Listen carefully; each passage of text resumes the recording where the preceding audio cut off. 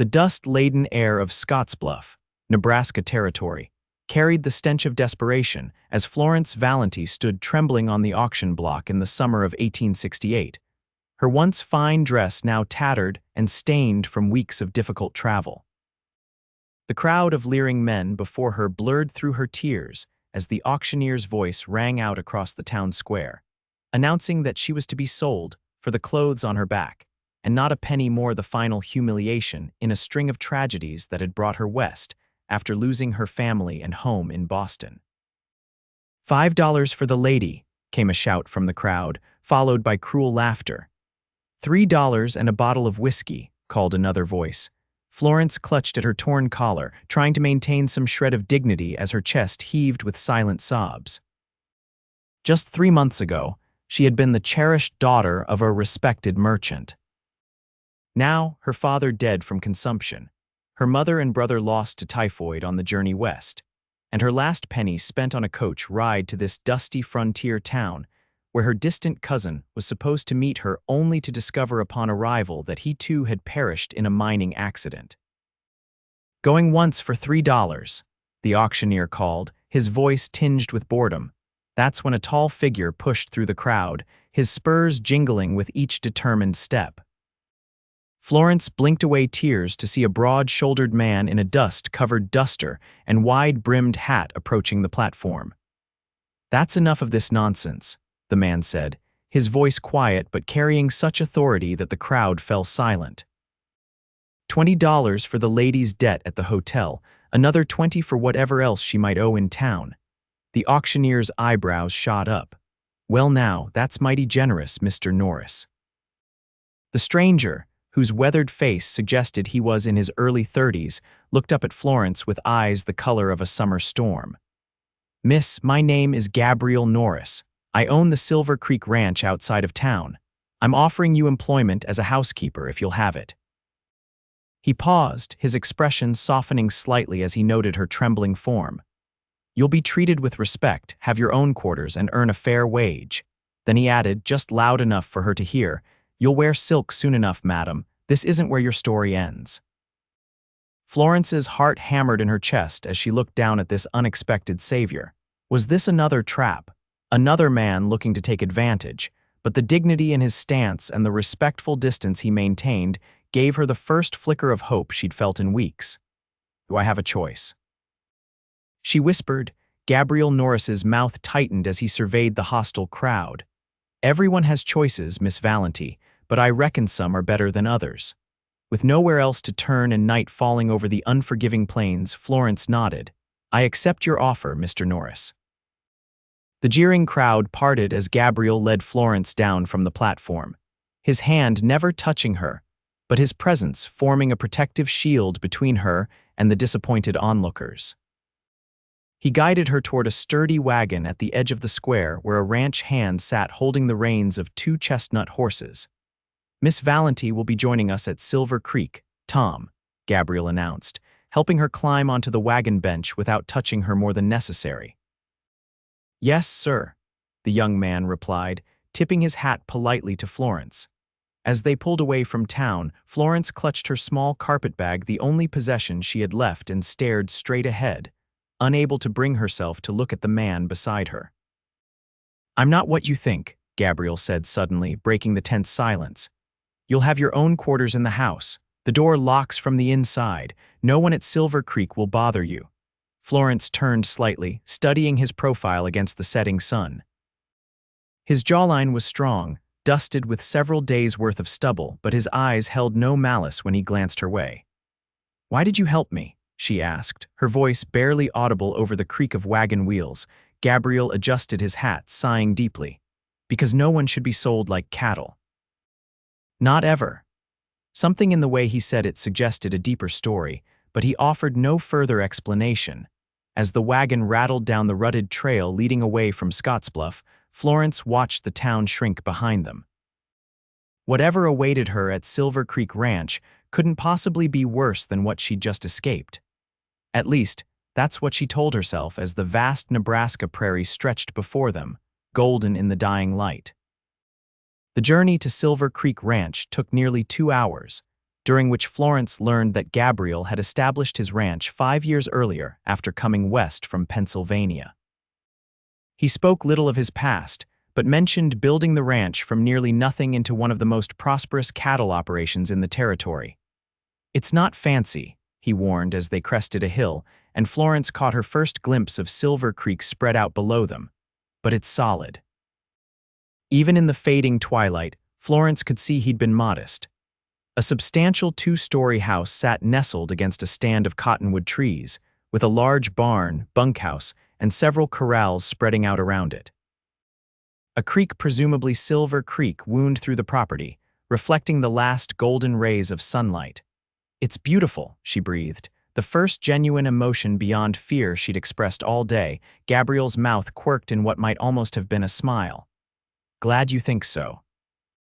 As they pulled up to the house, a middle-aged woman with graying hair appeared on the porch, wiping her hands on an apron. "Mrs. Abernathy," Gabriel called as he climbed down from the wagon. "This is Miss Florence Valenti. She'll be staying with us as the new housekeeper." The woman's kind eyes took in Florence's disheveled appearance and haunted expression without judgment. "Welcome, Miss Valenti. I've been hoping Mr. Norris would find some help. This place is too much for one old woman to manage." Gabriel helped Florence down, careful to support her elbow without presuming further contact. "Mrs. Abernathy handles the cooking and some of the housekeeping. She lives in town with her husband but stays here 3 days a week. You'll be responsible for the rest: cleaning, mending, helping with washing, and keeping things in order." Florence nodded, suddenly overwhelmed by exhaustion. "I understand. You look dead on your feet, child," Mrs. Abernathy said gently. "Come inside. I've got stew on the stove and can show you to your room." Gabriel cleared his throat. "I'll be in the barn if you need anything, Mrs. Abernathy. Make sure Miss Valenti gets settled properly." With that, he turned and walked away, his tall figure soon swallowed by the gathering darkness. Mrs. Abernathy led Florence into a surprisingly comfortable house. Though plainly furnished, everything was clean and well maintained. A large stone fireplace dominated the sitting room, and sturdy wooden furniture gave the space a feeling of permanence that Florence found oddly comforting after months of upheaval. "Mr. Norris built most of this furniture himself," Mrs. Abernathy explained, noting Florence's appraisal. "He's got talented hands, that man." She showed Florence to a small but pleasant bedroom on the second floor. It contained a narrow bed with a quilt, a washstand with a pitcher and basin, a small dresser, and a rocking chair near the window. "This will be your room," Mrs. Abernathy said. "Like he promised, it locks from the inside." She demonstrated the sturdy bolt on the door. "Mr. Norris is a man of his word, Miss Valenti. Whatever brought you to that auction block today, you're safe now." Florence's composure finally broke at the kindness in the older woman's voice.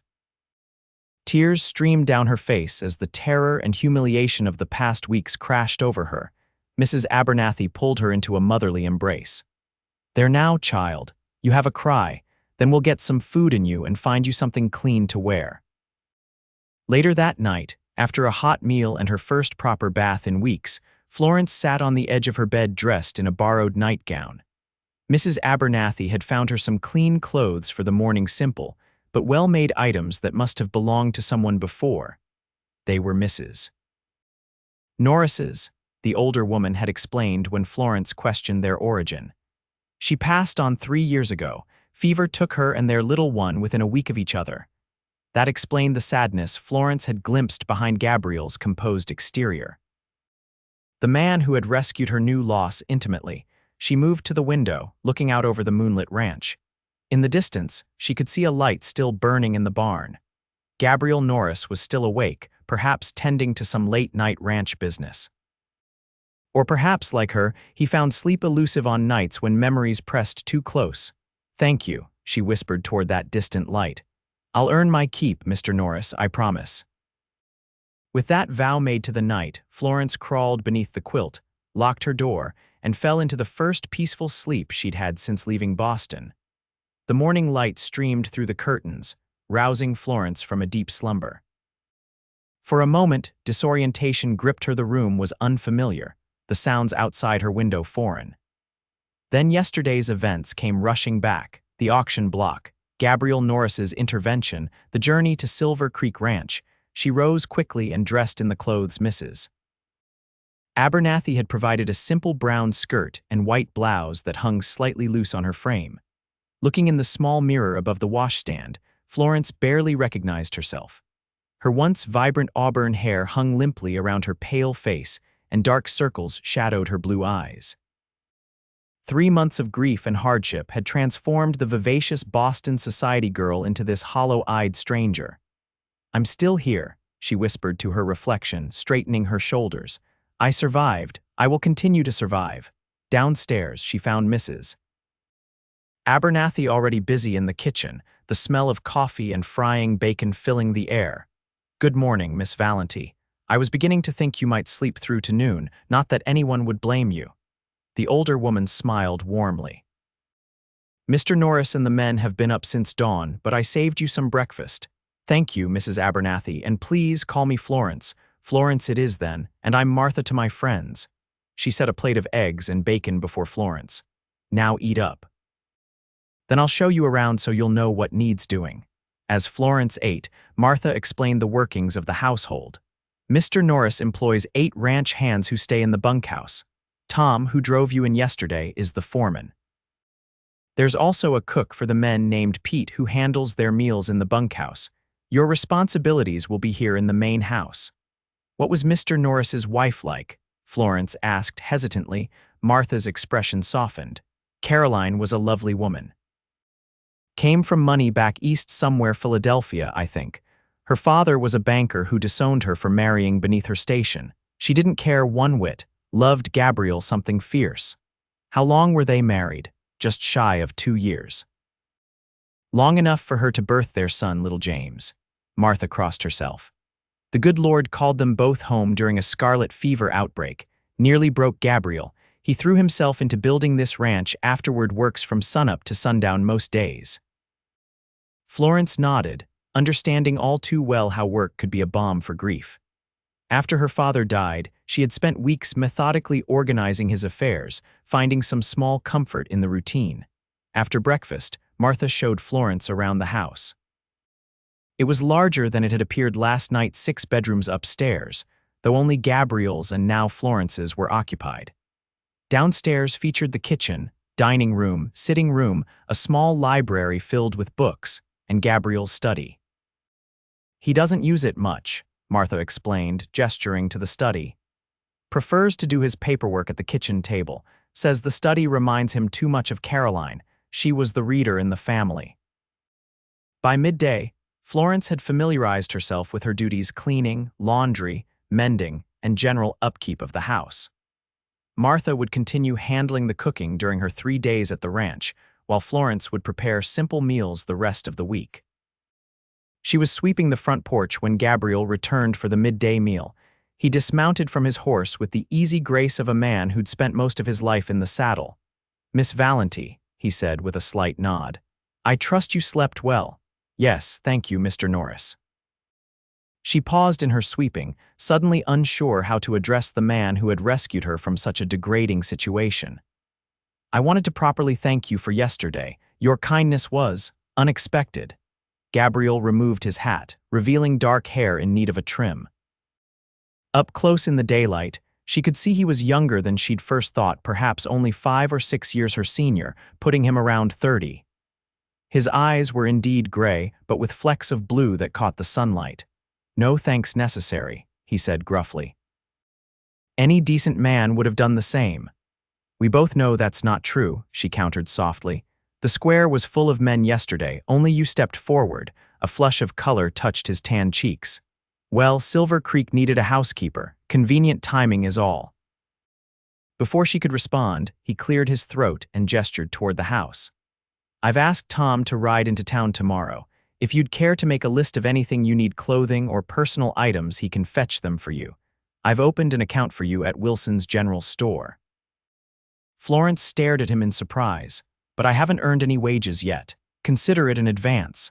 Can't have you working in borrowed clothes that don't fit properly." His eyes didn't linger inappropriately on her ill-fitting attire, but he clearly noticed. "I meant what I said yesterday." You'll be paid fairly for your work here." With that, he replaced his hat and entered the house, leaving Florence to ponder the enigma that was Gabriel Norris, a man who spoke little yet, whose actions revealed far more than words ever could. That evening, after Gabriel and the ranch hands had eaten supper, Florence sat at the kitchen table with paper and pencil, making her list for Tom's trip to town. She kept it modest, some fabric to make 2 simple dresses, undergarments, stockings, a hairbrush, and toiletries. Though Gabriel had been generous, she wouldn't take advantage of his kindness. The sound of a chair scraping against the floor startled her. Gabriel had entered the kitchen so quietly she hadn't noticed. "I apologize for interrupting," he said, setting a cup of coffee on the table. "May I join you for a moment?" Florence nodded, suddenly conscious of her appearance. She'd loosened her hair for the evening and it fell in waves around her shoulders. Gabriel sat across from her, hands wrapped around his coffee mug. "Mrs. Abernathy tells me you're from Boston." "Yes."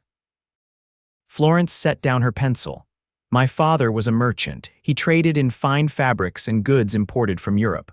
"What brought you west?" The question was gentle, but Florence tensed nonetheless. "Necessity," she replied after a moment. "My father died of consumption last winter. The business was failing. We discovered after his death that he'd made some poor investments. Then my mother and younger brother contracted typhoid." She swallowed hard. "I was the only one left, with creditors circling. My cousin Jacob wrote from Nebraska Territory, offering me a place to stay while I sorted out my future." "But he wasn't there when you arrived," Gabriel guessed. Florence nodded. "He died in a mining accident 2 weeks before my arrival. No one bothered to send word east." She gave a bitter laugh. "I arrived with barely enough money for a week at the hotel. When that ran out and I couldn't find work suitable for a woman alone." "Well, you saw the result." Gabriel's jaw tightened. "The auction was illegal. Sheriff Davis knows better." "The sheriff was the one who suggested it," Florence said quietly. "He called it a labor contract auction to settle my debt to the hotel." Gabriel's knuckles whitened around his mug. "I'll be having words with Davis next time I'm in town." "Please don't trouble yourself," Florence said hastily. "I'm safely away now." Gabriel studied her face for a long moment. "You're educated, aren't you? More than common schooling." "My father believed daughters should be educated as well as sons. I attended the Boston Female Academy until I was 18. A thoughtful expression crossed Gabriel's face. "Can you read and write well then, and figure sums?" "Yes, quite well. Father insisted I learn bookkeeping to help with the family business." Gabriel nodded, seemingly coming to a decision. "Silver Creek's accounts are in disarray. I've been meaning to hire someone from town to sort them out, but haven't found the time." He hesitated. "If you're willing, that could become part of your duties here. I'd increase your wages accordingly." Florence brightened at the prospect. "I'd be grateful for the opportunity, Mr. Norris." For the first time since they'd met, Gabriel smiled, a genuine expression that transformed his solemn face and crinkled the corners of his eyes. "Good. We'll start tomorrow afternoon if that suits." "It does." He rose to leave, then paused. "Your list, may I see it?" Hesitantly, Florence handed him the paper. He scanned it quickly, his brow furrowing. "This is all you're requesting." "It seemed sufficient for my needs," she replied. Gabriel reached for her pencil and added several items to the list. "You'll need a proper coat before winter. And boots, the snow gets deep here. A Sunday dress wouldn't go amiss either for church or trips to town." He slid the paper back to her. "And whatever else a lady requires. Don't stint yourself, Miss Valenti. You're not a charity case, you're an employee of Silver Creek Ranch." With that, he bid her good night and departed, leaving Florence staring at the amended list. It had been so long since anyone had considered her comfort or welfare that Gabriel's matter-of-fact kindness brought tears to her eyes. In that moment, she vowed to be the finest housekeeper and bookkeeper Silver Creek Ranch had ever seen. Gabriel Norris deserved no less. The following weeks established a rhythm to Florence's life at Silver Creek. She rose early each morning to prepare breakfast on the days Martha wasn't there, spent her mornings cleaning and attending to household tasks, and dedicated her afternoons to bringing order to the ranch's chaotic accounts. Gabriel had given her use of the study for this purpose, saying gruffly that it needed someone to bring life back to the room. Florence had hesitated, knowing it had been Caroline's domain, but Gabriel insisted. She wouldn't have wanted it gathering dust, he'd said, his voice rough with emotion he quickly masked. The first time Florence entered the study alone, she'd felt like an intruder. Caroline's presence lingered in the carefully chosen furnishings, a delicate writing desk near the window, bookshelves filled with volumes of poetry and novels, a comfortable chair with an embroidered cushion. Slowly, Florence made the space her own while respecting what had come before.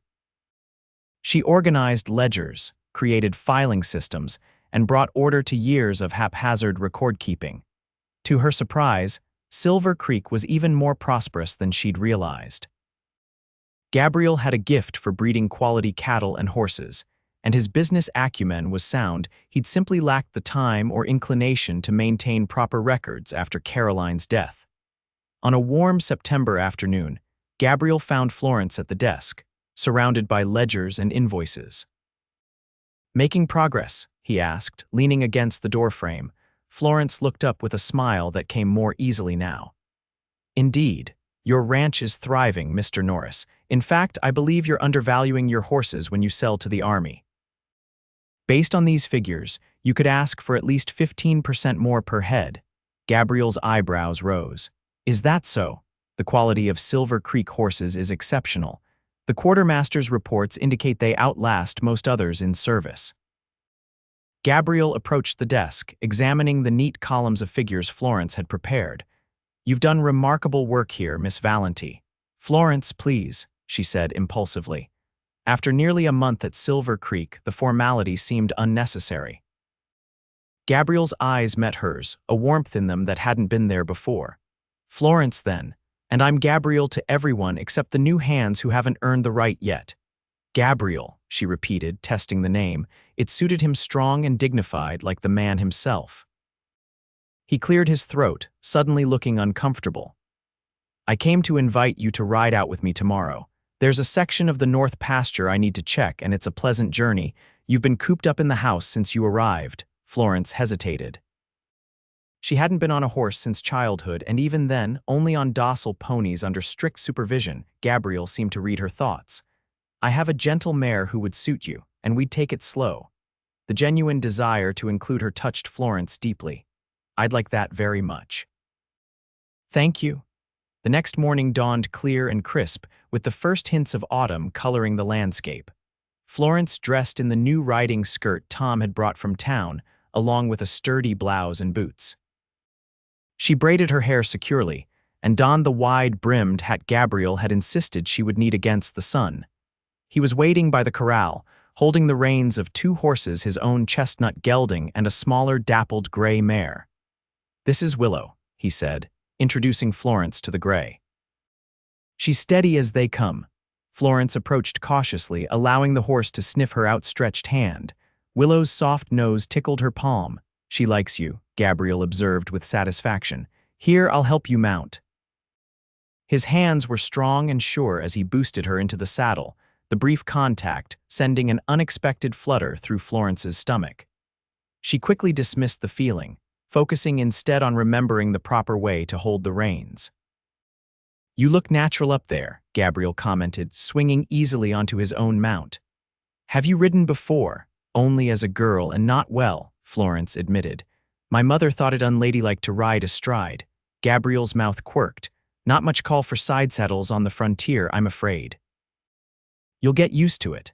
They set out at a walk, Gabriel patiently offering guidance as Florence reacquainted herself with the rhythm of horseback riding. By the time they reached the creek that marked the boundary of Silver Creek's northern pasture, she was feeling more confident. "Shall we stop here for a bit?" Gabriel suggested, nodding toward a stand of cottonwoods by the water. "The horses could use a drink, and I packed some lunch." They dismounted in the dappled shade, Gabriel helping Florence down with the same careful respect he always showed her. He spread a blanket on the grass and unpacked bread, cheese, dried beef, and apples from his saddlebags. "It's not fancy," he apologized, "but it's filling." "It's perfect," Florence assured him, settling onto the blanket. The pastoral scene before them, horses drinking from the clear creek, cattle grazing lazily in the distance. Wildflowers nodding in the gentle breeze filled her with a contentment she hadn't expected to feel again after all she'd lost. Gabriel stretched out his long legs, reclining on one elbow as he bit into an apple. What was it like, growing up in Boston? The question surprised her. Gabriel rarely initiated personal conversations. Structured, she replied after considering. Every hour had its purpose: lessons, music practice, needlework, social calls. My father was ambitious, always reaching for the next rung of society's ladder. My mother was forever concerned with appearances. Sounds confining, Florence smiled ruefully. It was in many ways. But there were pleasures too: concerts, lectures, libraries filled with books, museums with treasures from around the world. Do you miss it? His gray eyes studied her face intently. I miss who I was there, she admitted. The girl who took everything for granted: family, security, a certain future. She plucked a blade of grass, twisting it between her fingers. But Boston itself? No, not really. It all seems like a dream now. Gabriel nodded, understanding. The West changes people, strips away pretenses.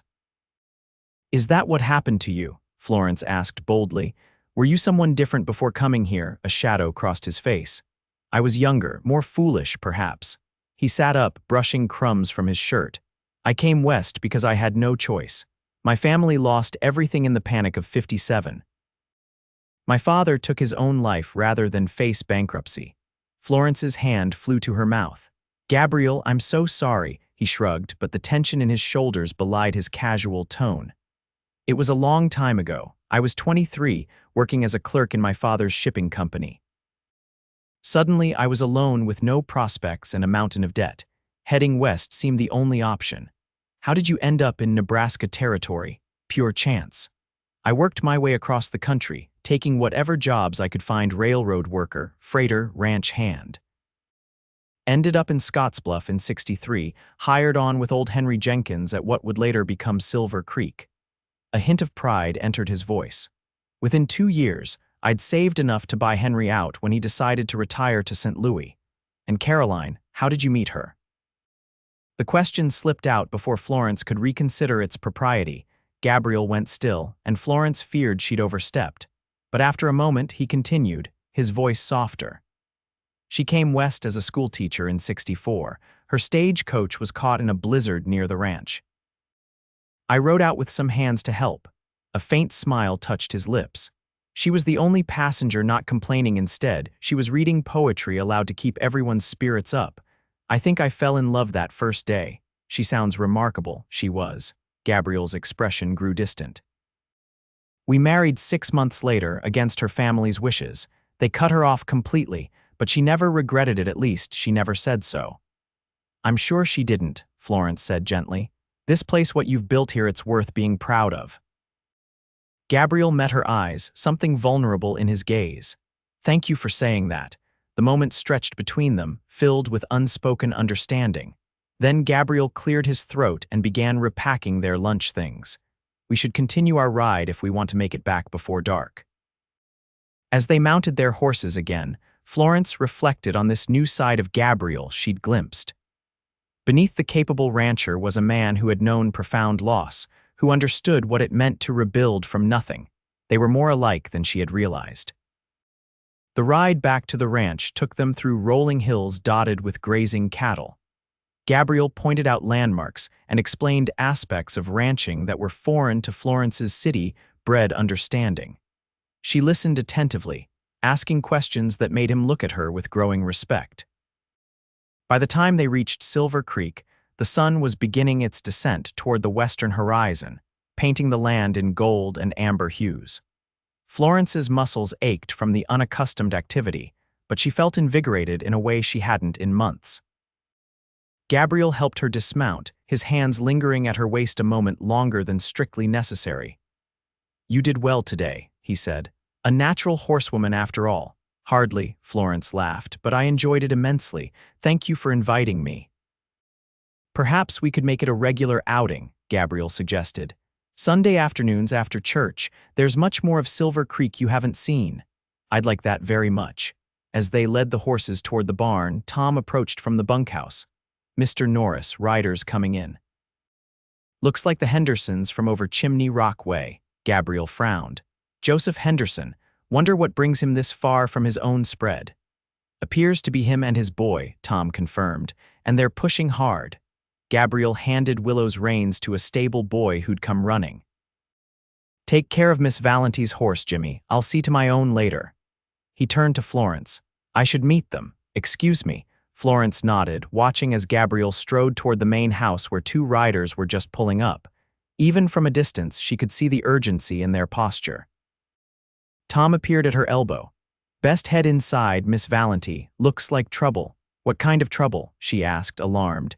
Can't say for certain, but Joseph Henderson doesn't ride 20 miles just for sociable conversation.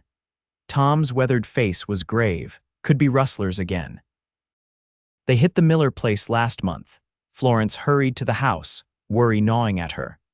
She'd heard whispers among the ranch hands about increased cattle thieving in the territory, but Gabriel had never mentioned it directly to her. In the kitchen, she found Martha preparing dinner, blissfully unaware of the visitors. Florence washed up and began helping with the meal preparations, trying to distract herself from the muffled male voices coming from the sitting room. Nearly an hour passed before Gabriel appeared in the kitchen doorway, his expression grim. Martha, we'll need to feed 2 more for dinner. The Hendersons will be staying the night. Of course, Mr. Norris. I'll set extra places, the older woman replied, giving Florence a significant look that clearly meant find out what's happening. Is everything all right, Gabriel? Florence asked quietly as Martha bustled into the dining room. He ran a hand through his hair, a habit she'd noticed when he was troubled. Henderson's had 30 head of prime breeding stock stolen 3 nights ago, tracked them as far as the North Platte before losing the trail. That's terrible. Were any of his men hurt? Gabriel's jaw tightened. His foreman was shot. He'll live, but it was a near thing. He lowered his voice. It's the 3rd raid in as many months. All the big spreads between here and Chimney Rock have been hit. Except Silver Creek, Florence realized. So far, Henderson rode out to warn us we might be next. Gabriel glanced toward the dining room where Martha could be heard setting the table. I don't want to alarm the household unnecessarily, but we'll be doubling the night watch and bringing the best horses into the main corral. Is there anything I can do to help? Gabriel's expression softened slightly. Just continue as normal, and perhaps, be extra vigilant, keep the doors locked at night. The gravity of his tone sent a shiver through Florence. Of course. Dinner was a subdued affair, with Joseph Henderson, a burly man with a thick mustache, and his son Daniel joining them at the table. The conversation revolved around ranch business and territorial politics, with careful avoidance of the rustling issue in Martha's presence. Only after Martha had left for the evening and Florence was clearing the last of the dishes did the men speak freely. Sheriff Davis is useless, Henderson was saying as Florence entered with coffee. Claims he doesn't have the men to patrol outside town limits. Davis is more concerned with collecting taxes than enforcing the law, Gabriel agreed, nodding thanks as Florence filled his cup. Young Daniel Henderson, who couldn't have been more than 20, leaned forward eagerly. What we need is to form a protection association, all the ranchers banding together to run these thieves out of the territory. Joseph shot his son a warning look. That kind of talk leads to vigilante justice, boy. We've got laws for a reason. Laws that aren't being enforced, Daniel countered. Gabriel's gaze flicked to Florence, who was trying to make herself unobtrusive as she finished her tasks. Miss Valenti, you needn't stay up on our account. It's been a long day. Understanding she was being politely dismissed from a conversation not meant for her ears, Florence bid the men good night and retreated upstairs. But sleep proved elusive as she pondered the dangers facing Silver Creek. The rustlers had struck 3 ranches already. It seemed only a matter of time before they targeted Gabriel's prosperous operation. The thought of armed men invading this place that had become her sanctuary filled her with dread.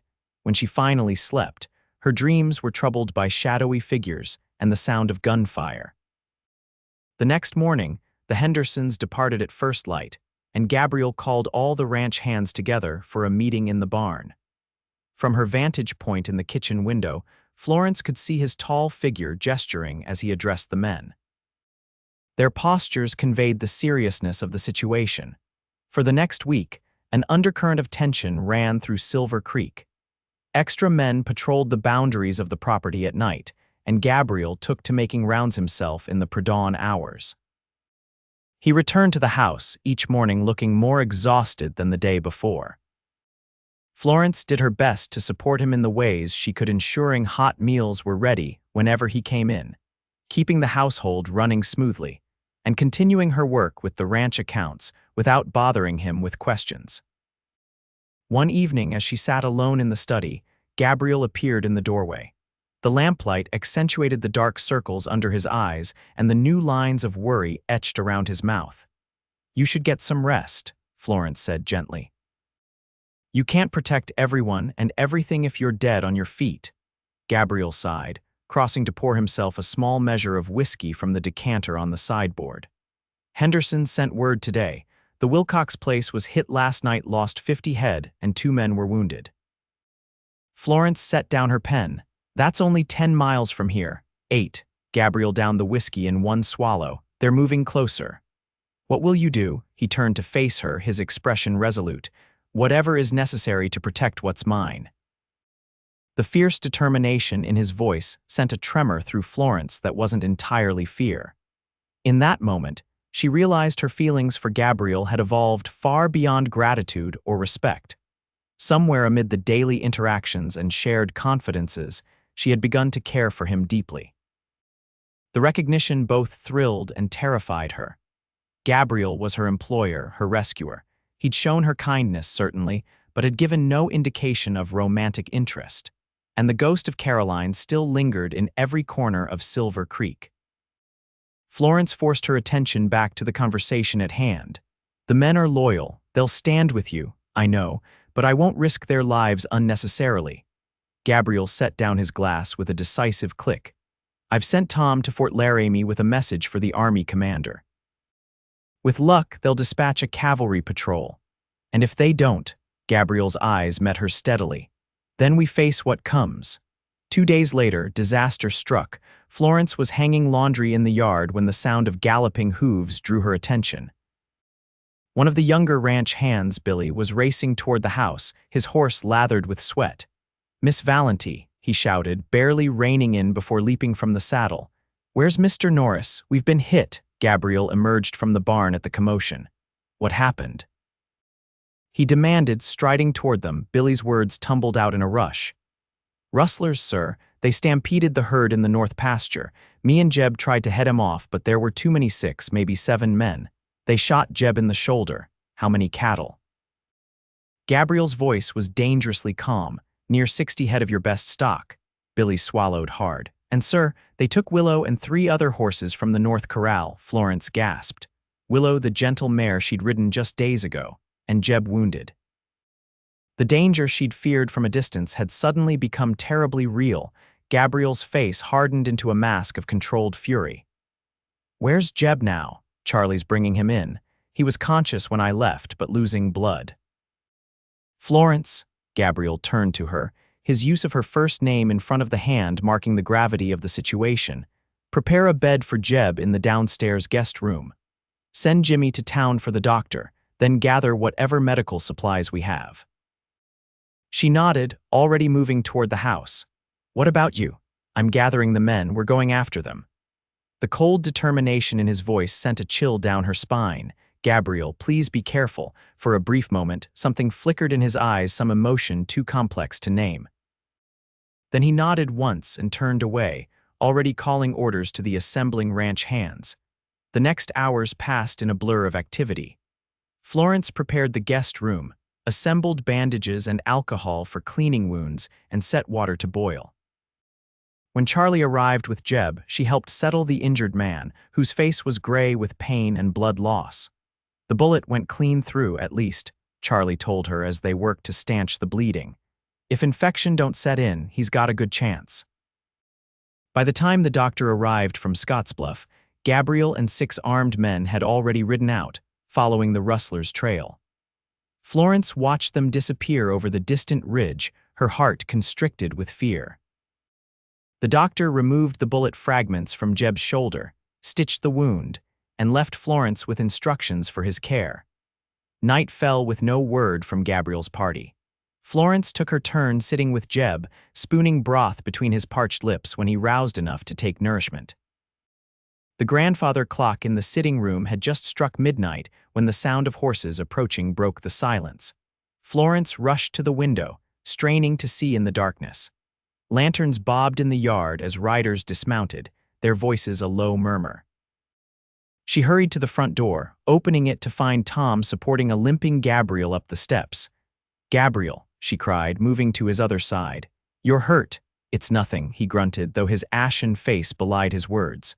"Bullet grazed my leg." Tom's fussing unnecessarily. "Begging your pardon, Miss Valenti," Tom said grimly, "but the boss took a bullet meant for me. Ain't nothing unnecessary about getting him seen to." They helped Gabriel to the sofa in the sitting room, where Florence quickly assessed the damage. The left leg of his trousers was soaked with blood from a wound high on his thigh. "This needs cleaning and bandaging," she said firmly. "Tom, please fetch hot water from the kitchen and the whiskey from the study." As Tom departed, Florence carefully cut away the blood-soaked fabric to expose the wound. The bullet had indeed only grazed him, but it was a deep furrow that would need stitching. "Did you find them?" she asked, partly to distract him as she began cleaning the wound. Gabriel winced at the sting of alcohol on raw flesh. "We tracked them to a canyon near the territorial border, managed to recover about half the cattle and 2 horses, including Willow. And the rustlers," a grim satisfaction crossed his face. "2 won't be troubling anyone again." "The others escaped into the hills." Florence paused, the implications of his words sinking in. 2 men dead. Gabriel could have been killed as well. The bullet that grazed him could easily have struck somewhere vital. The thought of losing him sent a wave of emotion crashing over her, so powerful she had to turn away to compose herself. "Florence?" Concern softened his voice. "I'm fine," she said, blinking back tears as she returned to her task. "Just relieved you're home safe." Gabriel caught her wrist gently, forcing her to meet his eyes. "I promised I'd protect what's mine. Silver Creek is everything I've built." "I understand," she whispered, though her heart ached at being reminded that to Gabriel, she was merely part of the household he was duty-bound to protect. Tom returned with the water and whiskey, and Florence set about stitching Gabriel's wound. Her hands trembled slightly at first, but steadied as she focused on the task. "You have a skilled touch," Gabriel commented, watching her work with an intensity that made her cheeks warm. "My mother believed every young lady should know basic nursing," Florence replied, tying off the last stitch. "Though I doubt she envisioned me using the skill quite like this." Gabriel's chuckle turned into a grimace as she began wrapping a clean bandage around his thigh. "Life rarely turns out as we envision, does it?" "No." Florence secured the bandage and sat back on her heels. "But sometimes the unexpected path leads somewhere, worthwhile." Their eyes met, and something passed between them, a current of understanding that transcended words. Then Tom cleared his throat from the doorway, breaking the moment. "Men are asking after you, boss. Wanted to know if you need anything before they turn in." Gabriel reluctantly tore his gaze from Florence. "Tell them I'm fine, thanks to Miss Valenti's nursing. Everyone gets some rest. We'll sort out the recovered stock in the morning." After Tom departed, an awkward silence fell. Florence busied herself gathering the medical supplies, acutely aware of Gabriel watching her every movement. "You should rest too," she said finally. "That leg needs time to heal, Florence." His voice stopped her as she turned to leave. "Thank you, not just for this," he gestured to his bandaged leg, "but for everything since you came to Silver Creek. The place runs better with you here." It wasn't quite the declaration her foolish heart longed for, but the sincerity in his tone warmed her nonetheless. "I'm glad to be useful," she said simply, and left him to his rest. The following week brought a flurry of activity to Silver Creek. Gabriel, despite Florence's protests, refused to stay off his injured leg. He supervised the strengthening of the ranch's defenses, sent 2 hands to escort Martha safely back to town, and rode to neighboring ranches to coordinate protection efforts. A cavalry patrol from Fort Laramie finally arrived, 10 days too late to prevent the raid, but providing reassurance with their presence. They established a temporary camp on Silver Creek land and began regular patrols of the area. Florence found herself busier than ever, tending to Jeb's recovery while maintaining the household and accounts. She saw little of Gabriel except at mealtimes, when he was usually preoccupied with ranch business. The distance between them after that moment of connection, the night he was wounded, left her with a persistent ache of disappointment. She told herself it was for the best. Whatever she might feel for Gabriel Norris, he clearly viewed her as a valued employee, nothing more. One crisp October morning, Florence was kneading bread dough when Gabriel entered the kitchen. He moved with only a slight limp now, though she knew the wound still pained him at times. "Good morning," he said, pouring himself coffee. "Would you have time to ride out with me today?" "I'd like your opinion on something." Florence looked up in surprise, flour dusting her cheeks. "My opinion? Yes, if you're not too busy. I suppose I could manage it after the bread is baked." "I'll have Willow saddled and ready at noon," he said with a nod, and departed before she could question him further.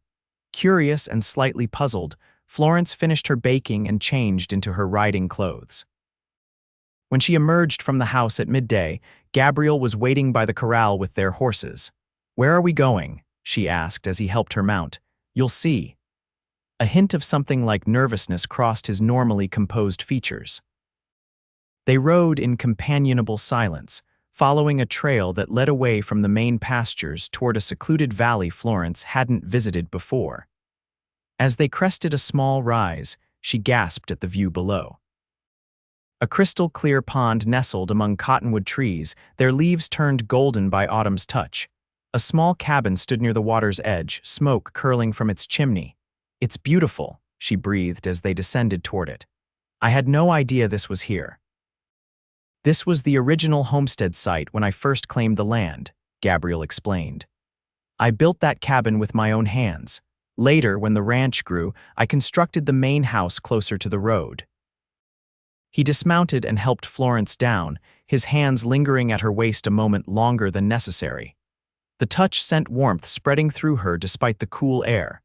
"Come inside," he invited, leading the way to the cabin door. The interior was simple but charming, a single room with a stone fireplace, a small table and chairs, a bed built into one corner, and shelves holding books and personal items. "You still use this place?" Florence asked, noting the freshly laid fire and the pot of coffee warming on the hearth.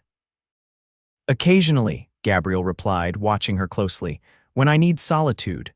He gestured for her to sit at the table where a basket covered with a cloth waited. "I asked what your opinion was," he continued, removing his hat and setting it aside. "What I meant was, I wanted your thoughts on this place." Florence looked around again, puzzled. "It's lovely, peaceful. It could use a woman's touch," he said abruptly. "Curtains, perhaps, more comfortable furnishings. Are you asking for decorating advice?" Florence couldn't keep the confusion from her voice. Gabriel ran a hand through his hair, that nervous gesture she'd come to recognize. "I'm making a mess of this." He took a deep breath. "Florence, I brought you here because this place represents my beginnings in Nebraska, where I started with nothing but hope and determination." He knelt beside her chair, taking her hands in his. The gesture was so unexpected that Florence could only stare at him, her heart suddenly racing. "When I found you on that auction block in Scottsbluff, I was angry at the cruelty of men who would treat a woman so callously. I wanted to help, nothing more." His thumb traced circles on her palm. "I never expected you to become essential to Silver Creek. To me, Gabriel," she whispered, hardly daring to believe what she was hearing. "I've watched you rebuild your life from tragedy, just as I once did. Your strength, your intelligence, your kindness, they've awakened feelings in me I thought died with Caroline." His gray eyes held a vulnerability she'd never seen before. "I know it hasn't been long, and I'm your employer, which makes this inappropriate, but Gabriel," Florence interrupted, squeezing his hands. "Ask what you brought me here to ask." A smile touched his lips, transforming his solemn face. "Florence Valenti, I find myself hopelessly in love with you. I don't expect you to return my feelings, but if you could consider the possibility of a future together, I would count myself the luckiest man in the territory." Joy bubbled up inside Florence, so intense it brought tears to her eyes. You promised me once that I would wear silk soon, she said softly. Do you remember? Gabriel nodded, his expression uncertain as he watched the tears spill down her cheeks. What you didn't know then was that silk means nothing to me. But a true home with someone who values me for myself, that means everything. She reached out to touch his face, her fingers tracing the strong line of his jaw. I love you, Gabriel Norris. I have for weeks now. The wonder that spread across his features was beautiful to behold. He rose, pulling her to her feet and into his arms. I've wanted to hold you like this since that day by the creek, he confessed, his voice rough with emotion. To tell you how much you've come to mean to me. Why didn't you? She asked, her hands resting against his chest where she could feel his heart pounding as rapidly as her own. I feared you might feel obligated, that your gratitude might be mistaken for deeper feelings. His arms tightened around her. And I wasn't sure if I deserved another chance at happiness after losing Caroline. Florence leaned back to meet his gaze. Caroline would want you to be happy, Gabriel, just as my family would want that for me. You truly believe that? With all my heart. Gabriel's expression softened, and he lowered his head to press his forehead against hers. Florence Valenti, will you marry me? Make Silver Creek your home, not as my housekeeper, but as my wife. Yes, she whispered against his lips. Nothing would make me happier. Their first kiss was gentle, tentative, a promise of the future they would build together. When they parted, Gabriel's smile was brighter than she'd ever seen it. I do still intend to buy you silk dresses, he teased, tucking a strand of hair behind her ear. Florence laughed, joy overflowing. I'll wear whatever you like, as long as I'm wearing it by your side. They spent the afternoon in the cabin, sharing the picnic Gabriel had prepared and making plans for their future. He wanted a small wedding soon, before winter set in. Florence agreed, having no desire for elaborate ceremonies after all they'd both endured. As the sun began its descent toward the horizon, they reluctantly mounted their horses for the ride back to the main house. Gabriel reached over to take Florence's hand as they rode side by side. Are you happy? He asked, a hint of wonder still in his voice. Florence looked across the rolling prairie toward Silver Creek Ranch, the place that had become her sanctuary and now would be her home. Happier than I ever imagined possible again, she replied truthfully. Gabriel's answering smile told her he felt exactly the same. They were married 3 weeks later in the Scottsbluff church, with Martha Abernathy crying happy tears in the front pew, and the entire Silver Creek Ranch staff in attendance. Florence wore a simple blue dress that Gabriel insisted on ordering specially from Denver, made of the finest silk the dressmaker could procure on short notice.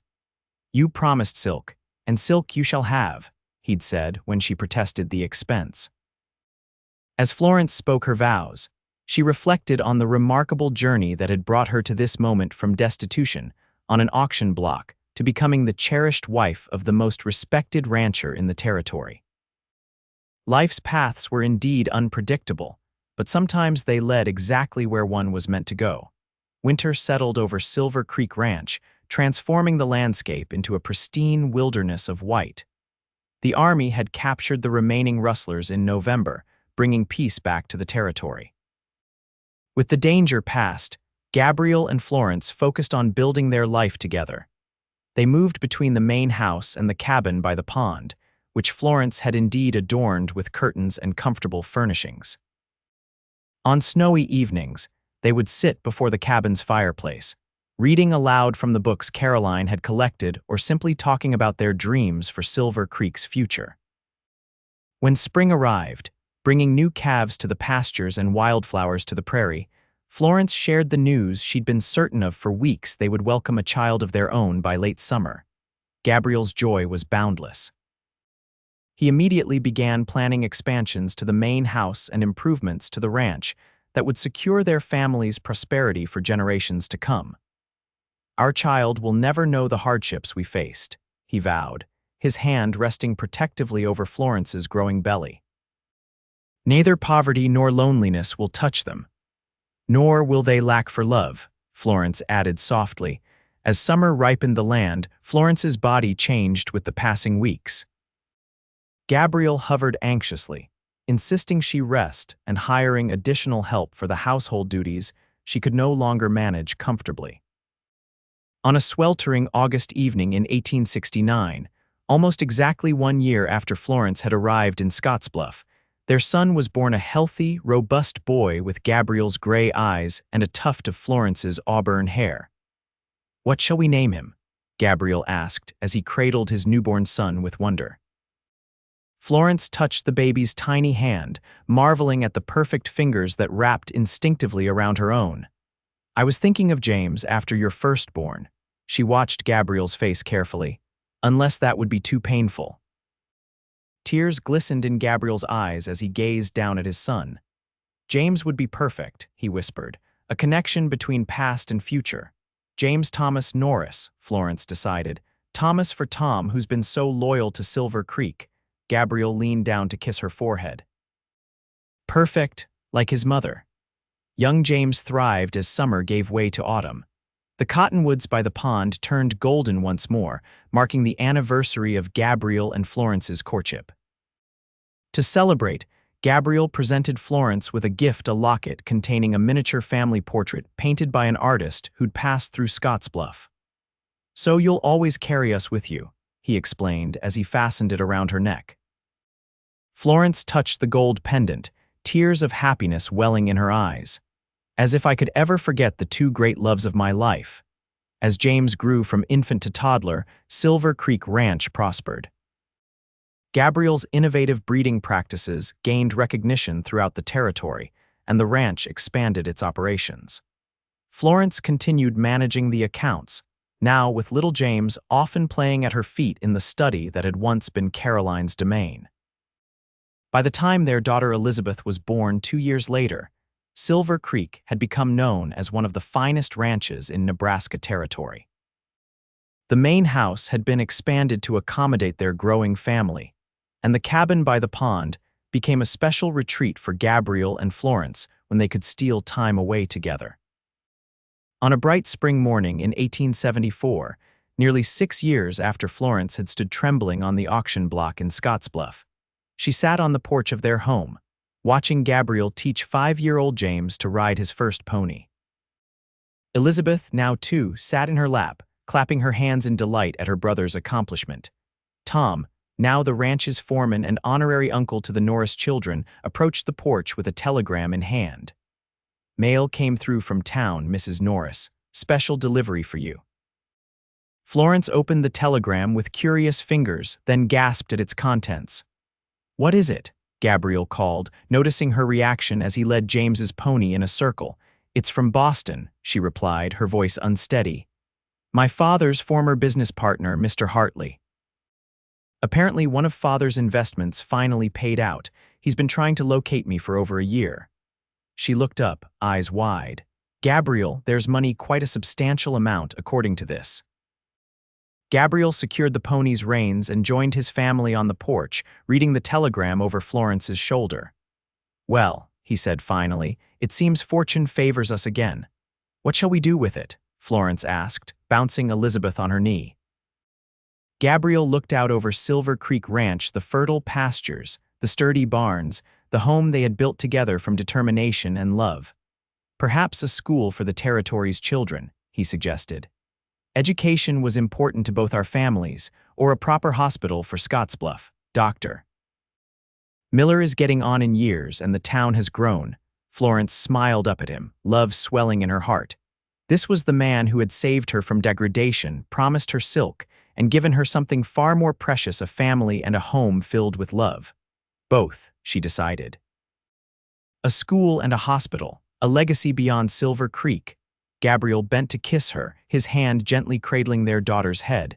"From the clothes on your back to a benefactress of the territory," he murmured against her lips. "You've come a long way, Florence Norris." "We've come a long way together," she corrected, reaching up to touch his cheek. As the setting sun painted the Nebraska sky in hues of gold and rose, Florence looked at the life they had built from the ashes of their respective tragedies. Silver Creek Ranch spread before them, thriving and beautiful. Their children healthy and loved, their bond stronger with each passing season. Sometimes life's most difficult moments led to unexpected blessings. For Florence, the auction block in Scottsbluff had seemed like the end of everything. Instead, it had been the beginning of a journey more beautiful than she could have imagined, a journey of love, family, and finding home in the most unlikely of places. She had indeed come to wear silk, as Gabriel had promised. But the true richness of her life lay not in fine fabrics or newfound fortune, but in the family gathered around her on the porch of Silver Creek, ranch, the place where two broken hearts had found healing in each other.